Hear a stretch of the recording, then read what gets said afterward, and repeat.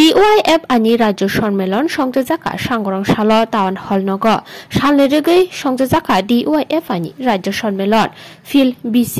Cipa Pungmani Shalno Regui. Hasani Bebak Bukastani Adong Ropo Manjak Fagia Rajakor Agulini Town Hall Nogo Shongzak. Shalai Regui DYF ani Rajya সম্মেলন Panda Jengchana Shukang, Pula Town Hall Nogni Noklawa, Bodolni Banati, Bodolni Trikatar Tilangni Rokno Mutu Klajaka, Aboni Yagulono, Pandani Nograi Di, Panda of High Manjak Fane. Town Hall Bisingo Habai Borogni Achuk Tayo, Achuk Lakha, the Shalni Regui Shongzak DYF ani Rajya Sammilani Puya Shalni Pandao no Jengsazaka. Pandao Manjaka ex-CM Mani Sorkar, Kozam Juboneta, Jitendra Chaudhary DYF ani Sorbobharotiyoni সাধারণ সম্পাদক অবৈ মুখার্জি নখবৈ মানজাকা কুবনি আদং রব সচেতন হতে হবে এবং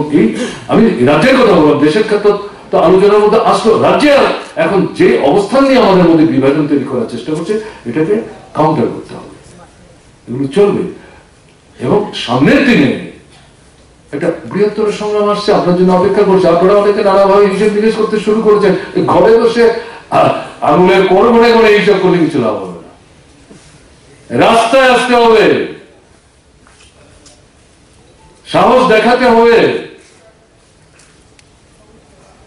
গত বছর 1,10,000 এর আগের বছর আমরা গত বছর 1,30,000 করেছি এই বছর যদি 1,50,000 করি তাতে কি আসে যায় ময়দানে যদি এই সত্যিকার ডেমনস্ট্রেশন আমরা দেখাতে না পারি একদিন আপনি 400 মোটর বাইক নিয়ে মিছিল করলেন DYF এর সম্মেলন সফল করো এটা প্রতিদিন করা যাবে না কেন আমি প্রতিদিনের কথা বলছি না ওরা যদি সোশ্যাল মিডিয়া ইউজ করে 1 ঘন্টার মধ্যে 50টা বাইক জড়ো করতে পারে তাহলে আপনারা 50টা না পারেন অন্তত 10টাতে পারেন যার কাছে বাইক আছে তার কাছে ফোন আছে বাইক চালান ফোন নাই এই তো বললাম আমি বিশ্বাস করবো না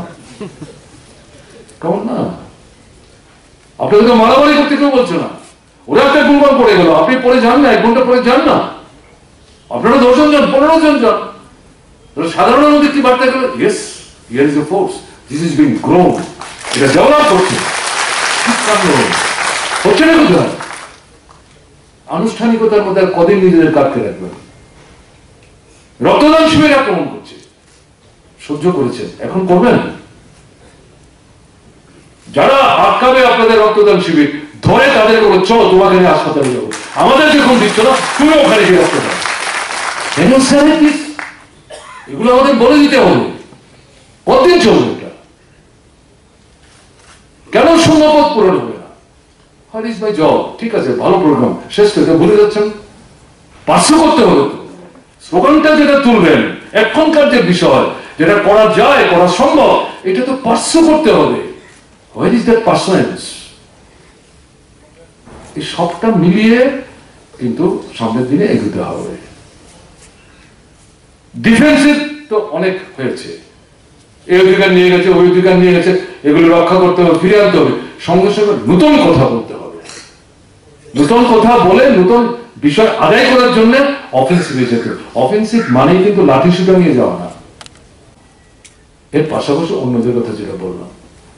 এই লড়াইটা করার দৃঢ়তা নিয়ে বলিষ্ঠতা নিয়ে এখান থেকে যেতে হবে পারবেন না পারার তো কোনো কারণ নেই আপনারা তো ভুল করছেন না কিছু অন্যায় কিছু করছেন না